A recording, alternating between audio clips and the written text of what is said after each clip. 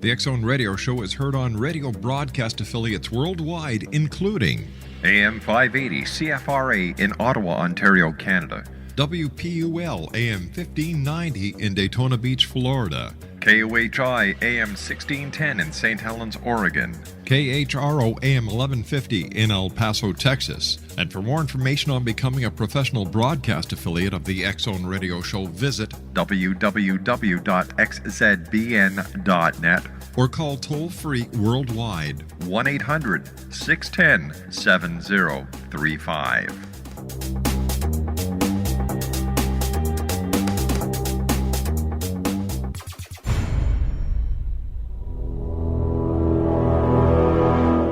The X Zone radio and TV show is largely an opinion talk show. All opinions, comments, or statements of fact expressed by Rob McConnell's guests are strictly their own and are not to be construed as those of the X Zone radio and TV show or in any manner endorsed by Rob McConnell, Relmar McConnell Media Company, Talkstar Radio Network, its affiliated stations, or employees.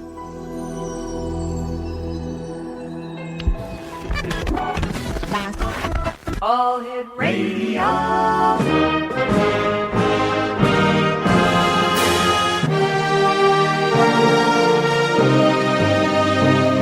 Welcome to the X Zone, a place where fact is fiction and fiction is reality. Now, here's your host, Rob McConnell.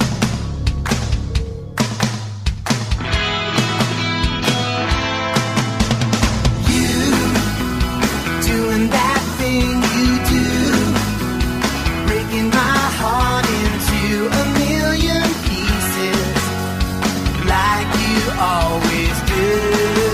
And you don't mean to be cruel, you never even knew about the heartache I've been going through. Well, I try to forget you, girl, but it's just so hard to do.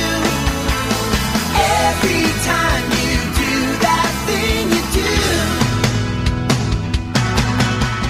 And welcome to the X Zone, everyone. My name is Rob McConnell, and for the next 4 hours, I'm your host and your guide as together we cross the time-space continuum to this place that I call the X Zone.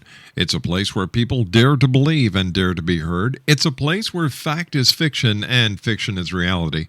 And the X Zone comes to you Monday through Friday from 10 p.m. Eastern until 2 a.m. Eastern, right here on the Talkstar Radio Network, X Zone Broadcast Network, UK High Definition Radio, Euro High Definition Radio, and Star Cable. Worldwide, toll-free 1-800-610-7035. Email xzone@xzoneradiotv.com.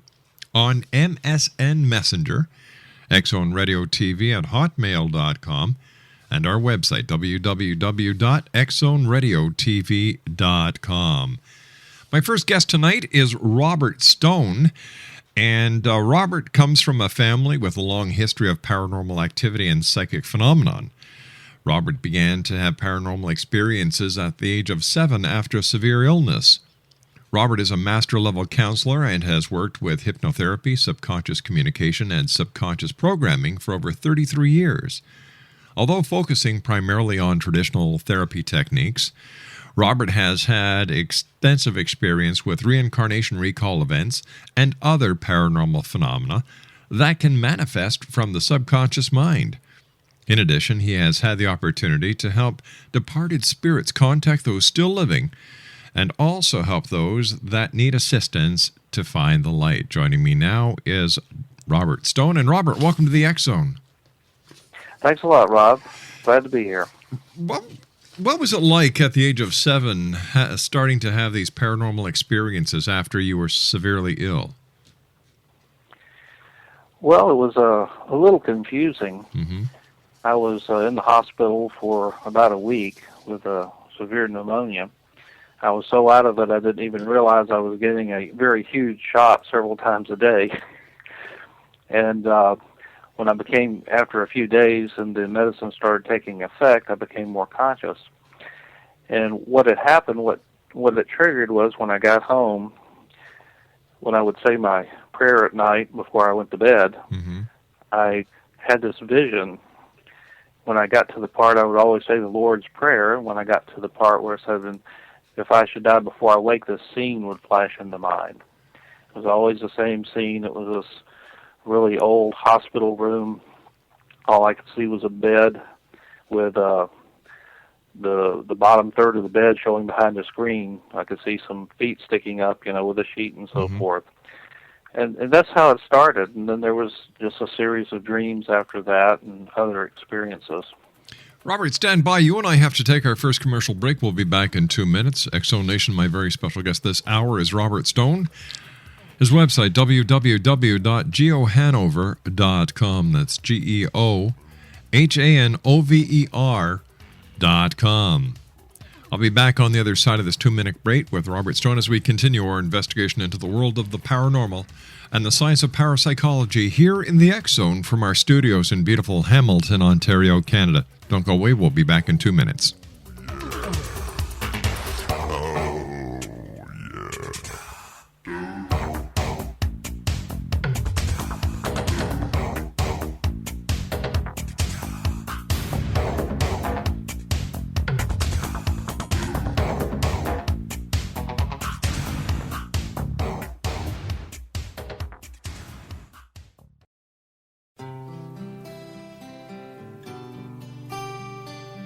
You're listening to the X-Zone Radio Show, live and around the world on the Talkstar Radio Network, X-Zone Broadcast Network, UK High Definition Radio, Euro High Definition Radio, and Star Cable. Our toll-free telephone number worldwide is 1-800-610-7035. Our email address, xzone@xzoneradiotv.com. On MSN Messenger, xzoneradiotv@hotmail.com, and our website, www.xzoneradiotv.com.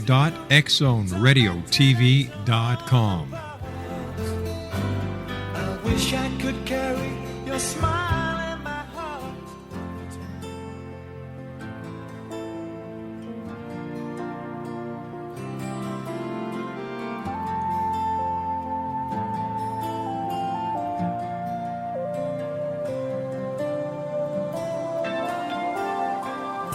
I'm stuck on you.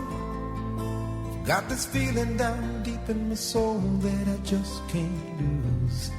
Guess I'm on my way. Robert Stone is my special guest this hour, X-Zone Nation, www.geohanover.com. Robert, is it possible that people could actually be troubled subconsciously by those who have passed or paranormal events that they may not even be aware of, that their life is in turmoil and they don't know why? That's absolutely correct. Spirits can influence the living because they broadcast out thoughts. I had a case years ago where a young lady came in with a low self-image and a drinking problem. They were just really negative, felt negative, and they were coming to seek help.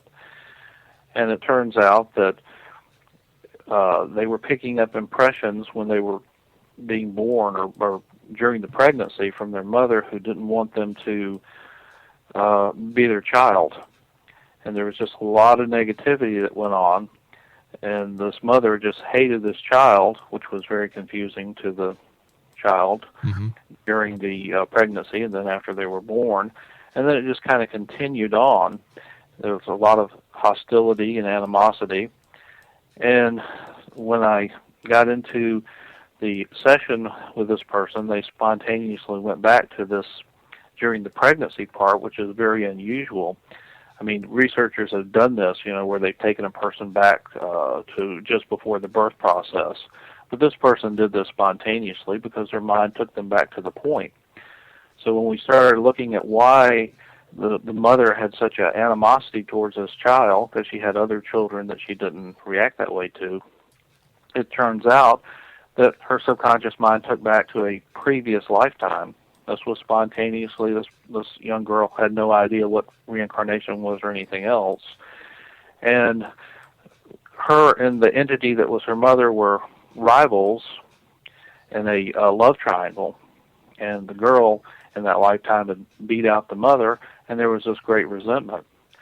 But the interesting thing about this case was that the male that was the subject of this love triangle was in spirit form and was haunting this girl and giving her negative feelings, negative thoughts, trying to get her essentially to destroy herself so he could have her again.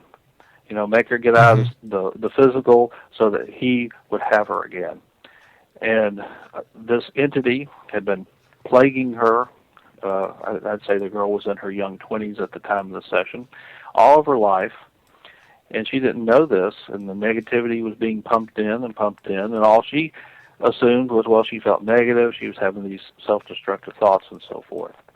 So once we identified that this entity was there causing problems, we went through a process to have the spirits escort this entity where he belonged, as opposed to hanging around down on the physical and pestering this girl. And it was just like a big cloud had lifted off this person. It was like night and day. And that's what most people don't realize, is that the spirit world is very real, whether you believe in it or not, because this girl had absolutely no foundation for any of this stuff. And yet it was there, it was affecting her, and once it was addressed, it helped to solve her problem. Is it almost like being possessed instead of haunted? Well, no, in this case it wasn't a possession because the entity did not try to get into the person. All they were doing is, it's just like another person hanging around nagging you and telling you negative stuff and putting you down all the time. That's what it was like, except, of course, it was going directly into the thought processes rather than like two people standing together, one person saying something to the other. But no, it wasn't a possession issue with this. And this happens more than you think because it's easy for these spirits to attach themselves to living people. It happens a lot, and in some instances, people end up, they think they're going crazy and they have to seek mental health treatment because they're being haunted and they don't even know they're being haunted. Tell me, as a professional, is the mental health, are mental health professionals equipped to deal with spiritual or paranormal hauntings? Most of them are not. Obviously, this is not something you learn in graduate school or in the case of psychiatry in medical school. The more flexible clinicians and therapists which is my approach, whatever you deal with, you got to deal with it. You know, you can't let your preconceived notions come into a situation because you got to help the person. And they don't teach this in graduate school. They don't teach that there are outside influences that can affect the person. And because of that, this is why some people go to person after person after person seeking help, and they don't get the help that they need because the actual issue isn't being addressed.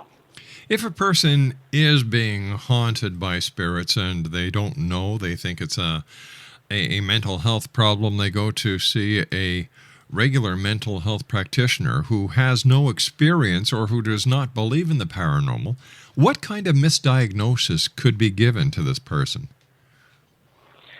Well, depending on how intense the person presents it to the clinician, they could be viewed as being schizophrenic. Hearing voices or seeing things, which is a very common occurrence. People see that you see things out of the corner of your eye. The person that have to be really psychically sensitive because everybody has this capacity, and you don't have to be super sensitive to pick up voices, see things out of the corner of your eye. I mean, it happens to people all the time. You just tend to dismiss it, say it's not much to it. And so there's a lot of people that have a problem that is coming from an external source, and it's not addressed. What was your first professional case as a mental health practitioner that you worked on concerning the paranormal, and why did you decide to go into it as deep as you have? Well, of course, my own personal experiences led to that. Because after my illness, it opened up a doorway to the point that I could look at pictures and see all sorts of things about a person. I can remember when I was about 7 years old, after that had happened, I was would look at pictures, and it was like the person's life unfolded before me. I could feel all the emotions and stuff. So I knew that there was something there, and I pursued it because I had to understand what was happening to me. And the case I told you about of the young woman was the first one that happened spontaneously shortly after I started doing the hypnotherapy work. I went at it from a traditional standpoint, of course, but being flexible if these things came up. And it happened quite a bit of the time. So like people spontaneously going into reincarnation experiences. Of course, this culture has no basis for that. Mm-hmm. Other cultures, it's a routine, established principle, but not this one. And so for some people, they would spontaneously go into reincarnation recall. And if the mind comes up with it, you need to examine it, wherever it comes from. And so for some people, it was disturbing. I can remember one client asked their mind, when did this problem start? And they said, 1905. And then they said, wait a minute, I wasn't born until 1915. This was an older person, right, about 30 years ago. And so I had to smooth that over because they had no foundation for that. And so the mind goes back. I used to teach a self-hypnosis course and dealing with the subconscious communication with the pendulum. And so after everybody learned to do the pendulum and so forth, I'd throw the ringer out there. I'd say, okay, now I want you to ask your subconscious mind if you'd ever lived before. And this was just dealing with people in the Southeast who tend to be a little closed-minded about those sorts of things. And I don't think there was anybody who ever took those courses that didn't have their mind tell them, yes, you've lived before. I'm talking about some conflict and anguish it produced in some of those people. Mm-hmm. But a lot of them, it's like, this is interesting. I need to look into this further. Is it possible that when you're doing regressive hypnosis and you come across a past life, that person may, in fact, cling on to that past when you try to bring them out of hypnosis? Well, no, it doesn't work that way. Past life is just like any other memory. The person no more clings to it than, say, like an event that happened at 5 years old in this life. And if the person is fixated at 5 years old, in other words, a traumatic experience or something significant happened, it's the same principle. It's just the time parameter is different. So the person is not going to be, let's say, overwhelmed and go back and totally become the person that they were, let's say, 100 years ago. Although that element is part of their day-to-day personality because a person is an accumulation of experiences, and those experiences go over a number of different incarnations. So I guess when people say they bring baggage with them from one life to the next, this is what they're talking about. Absolutely. And if you don't know to look through the baggage to clean it out, it makes it much more difficult. That's why cultures that look into the reincarnation process and examine it, they use it as a learning tool to make the present life better. And, of course, in their construct, to make the future lives better, too. And this is what creates a lot of conflict in the West, because the West, their belief cultures is such that they don't want to acknowledge that even life after death exists, Robert, stand by. You and I have to take our news at the bottom of the hour. A very interesting hour with our special guest, Robert Stone, X Zone Nation. His website, www.geohanover.com. 1-800-610-7035, toll-free worldwide. Email xzone@xzoneradiotv.com. And you're listening to yours truly, Rob McConnell, here in the X Zone from our studios in Hamilton, Ontario, Canada.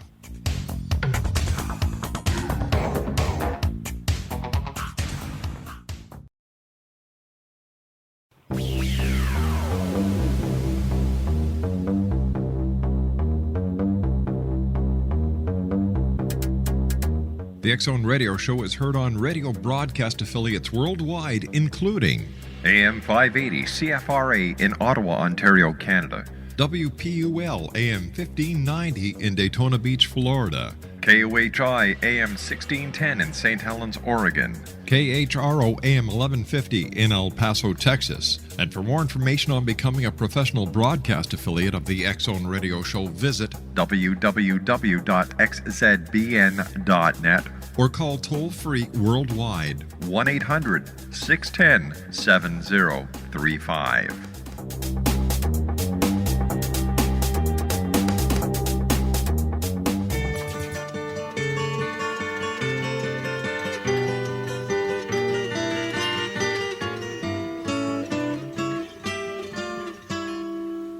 If I could save time in a bottle, the first thing that I'd like to do is to save every day till eternity passes away, just to spend them with you. If I could make days last forever, if words could make wishes come true, I'd save every day like a treasure, and then again I would spend them with you. But there never seems to be enough time to do the things you want to do once you... Welcome back, X Zone Nation. Robert Stone is our special guest. His website is geohanover.com. Robert, how is it that some spirits become earthbound and others pass into the light? Well, it mainly tends to do with our Western cultural beliefs. I think when it comes right down to it, no one actually believes in life after death. There's a lot of people that talk about it and claim that they believe into it, but when it comes right down to it, in Western culture, people don't believe in life after death. Consequently, most people are not prepared for the transition. When they make the transition, they discover that they are just like they are now, except they don't have their body, although they don't usually realize this at first because to themselves, they look and feel just like they did when they were alive. And they don't understand why people can't see them. They try to talk to people. People ignore them. And they're very confused. And it's because they had no framework to pass into, because when you pass into spirit, the mind creates the reality. So what you believe is what you find when you pass over. And so since most people are confused, they don't realize they've transcended, they tend to get stuck because they're more oriented. They seek out the people that they know, or they seek out anybody that they think can be of assistance, which is something that happened a few months ago when I sat down to have an EVP session. Can you tell us about that? Yes. I was just going to do a brief EVP session. That's where you sit down, you get focused, and you have a recorder going. Digital recorder works fine for this. And you call forth any spirits that want to say something. You have the recorder running. And rarely do you hear anything while it's going on. And so this was a very brief session. I asked a question, and it was interesting because it was really raining out that particular night. So I said, is there any spirit here that would like to speak? And then I waited a little bit. You've got to give them time to answer. And since you usually don't know that they're answering, you just have to give it some time and be patient. So then, after 3 or 4 minutes, I said, okay, if there's any spirit here that would like to speak, give me a sign. Well, this big rap comes from a cabinet by the couch, and it sounded like it originated inside the cabinet. I couldn't even duplicate the sound. So I thought, well, this is interesting. So I let it go on, and the whole segment was about 10 minutes. There was a few other noises. So I didn't immediately put the sound file into the computer, and my delay caused other noises to be occurring, rapping, and things would, like papers would fall off that there was no reason for them to fall off. There was a bunch of activity, so I thought, okay, this is interesting. So I put the the file into the computer, because that's the only way you can really tell, because these sounds are very low volume, and you got to have a way to identify them and isolate them. And going through there, I found a sound form, and that sound form said, "Help." So I said, okay. Sometimes you got to really pay attention to figure out what these sounds are, because they're weak and sometimes they're a little garbled. But this sounded clearly like help. So I had another person listen to it, and yep, that's what it said. I sent it to another person and said, "Here's a sound file, tell me what you think." And so they emailed me back. I emailed it to them, and they said, "Help." So I thought, okay, here's somebody that needs help. So me and the wife sat down in the living room, like, okay, well, whoever this is, we need to see if we can help them.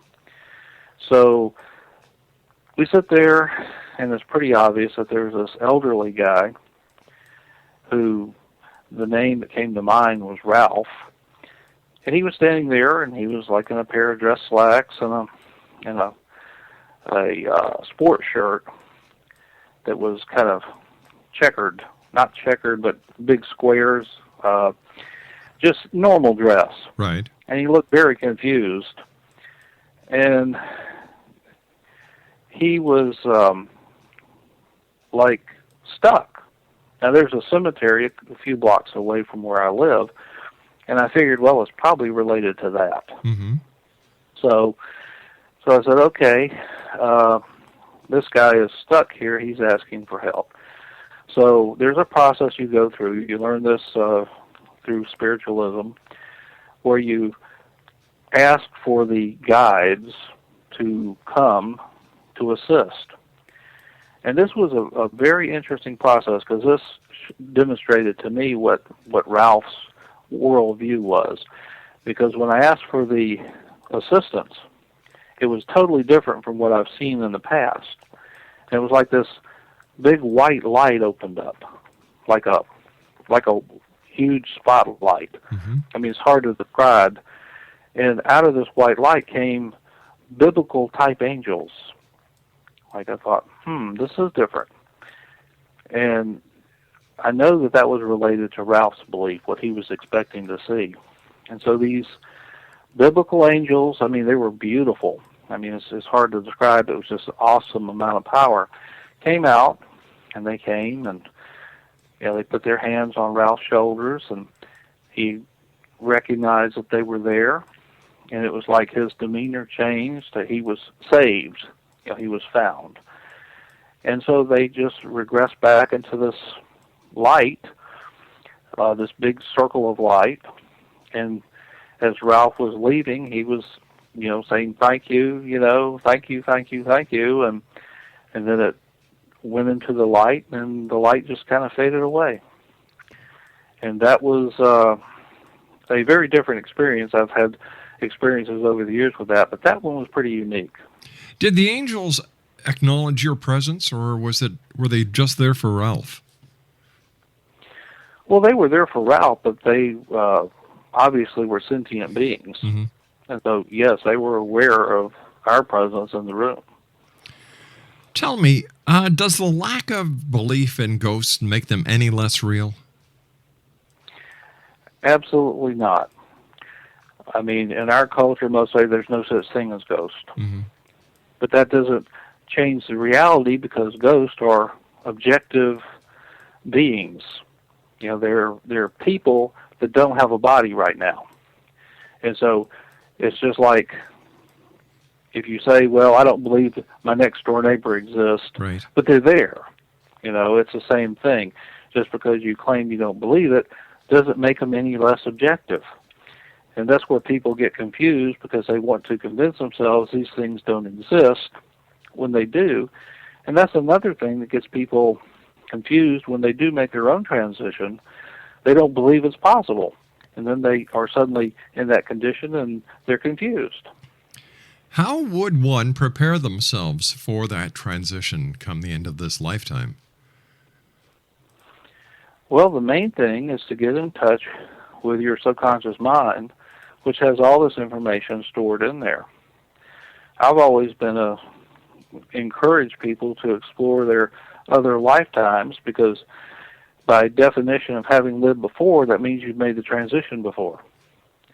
And so by understanding that you do live eternal life, that there is life after death, it helps to say, well, if I've done it before, I can do it again. And that there's a place that you go and your mind orients towards the correct place rather than getting fixated on the physical level.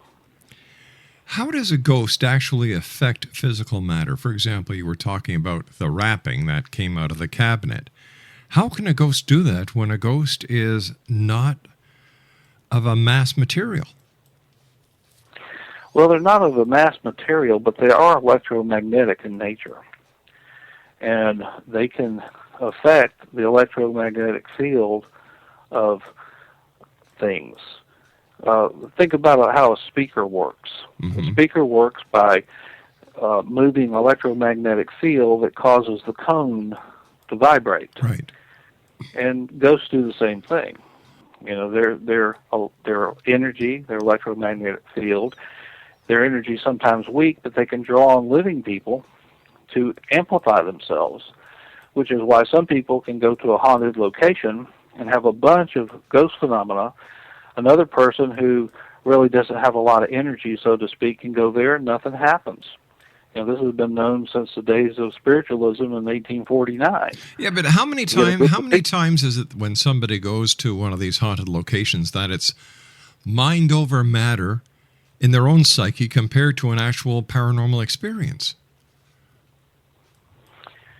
Well, I don't think that when people go to a haunted location, they're necessarily going there with a preconceived idea that they're going to manifest stuff. But if a person goes to a haunted house or a haunted location and they're aware of that, their subconscious picks up that message, and can't that play on the person's seeing or hearing non-existent sounds and sights? Well, I don't think that most people are prone to hallucination. And see, if they were hearing something that wasn't there, that would be a hallucination. I think most people's concrete filter filters that out. Mm-hmm.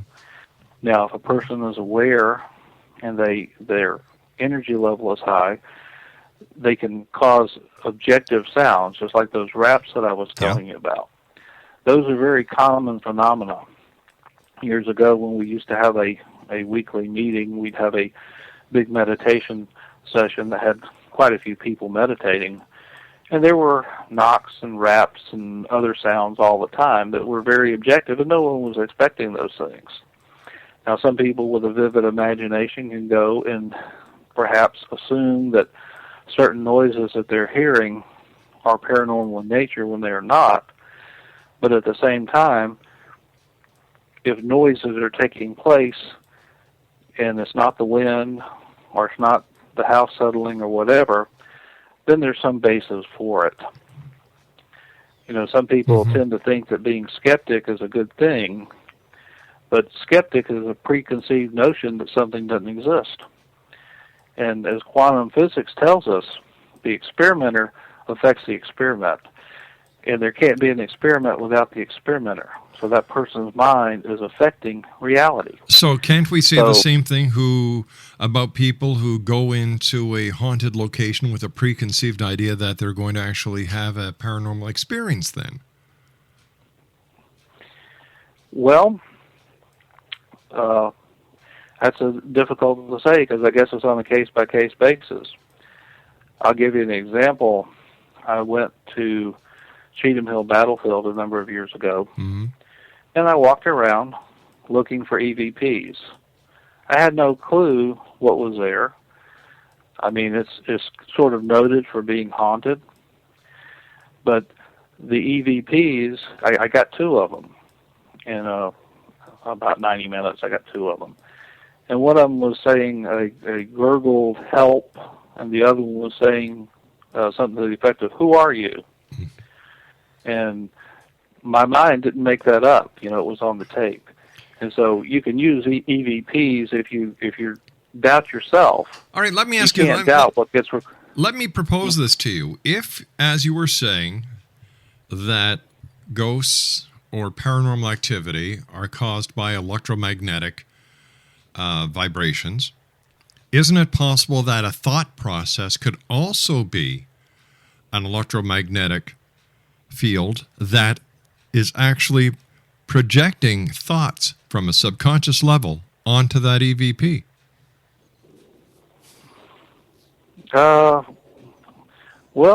Theoretically, that's possible, but then, why would you do that? Maybe because it's your will, you want to subconsciously so much have a paranormal experience that you actually project that thought onto the recorder.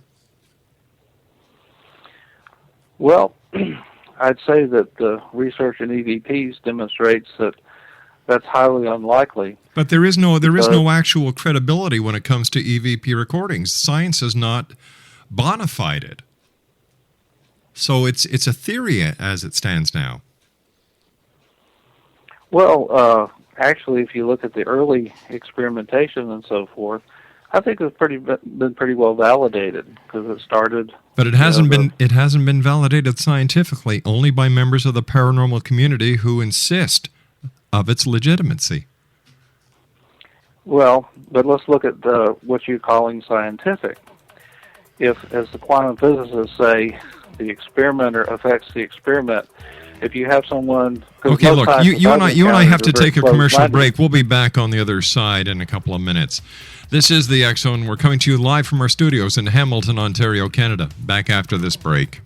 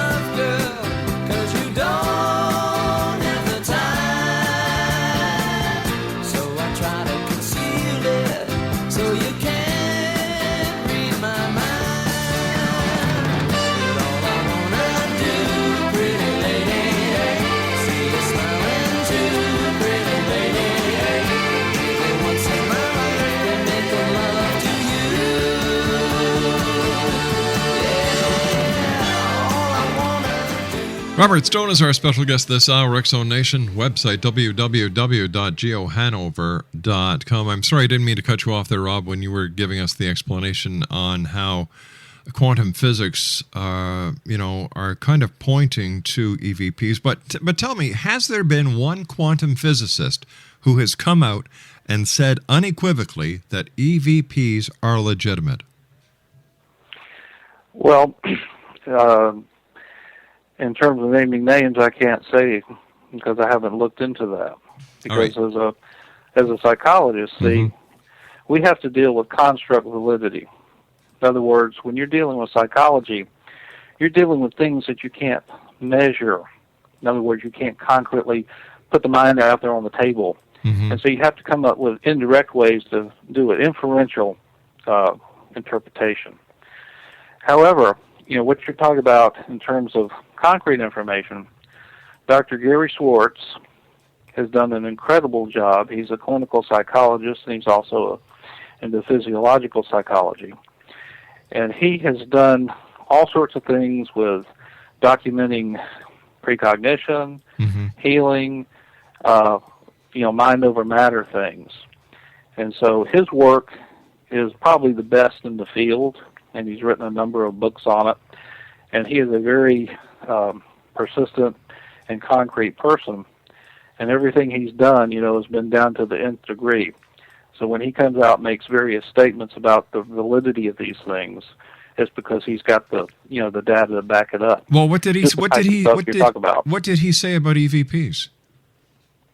Well, I don't know that he's addressed EVPs. Well, you see, I was talking about specifically EVPs. That's the topic I was talking about. I wasn't talking about other aspects of the paranormal because I know that there have been many tests and many studies done, including at Stanford and at UCLA, where there's been tests done in labs that, eminent scientists are investigating, but I had never heard of any concrete evidence from anywhere pointing to EVPs as legitimate. Let me ask this question. Sure. If you were a academic in such a field that was so out of the mainstream, yeah, would you say, okay, this is real? Why not? If it's legitimate and the academic... No, listen, if it's legitimate, it can be proven, and the scientific methods can replicate the experiment and the results, then why not? That's not how it works, though, in academia.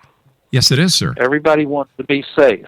No, sir. Everybody wants to be safe. No, only the charlatans want to be safe because they're covering their butts. They're protecting themselves from any future loss of credibility based on their stupidity and their lack of knowledge. If a scientist or a doctor is credible, he can replicate the experiment. He can credibly prove that it does exist, then he will.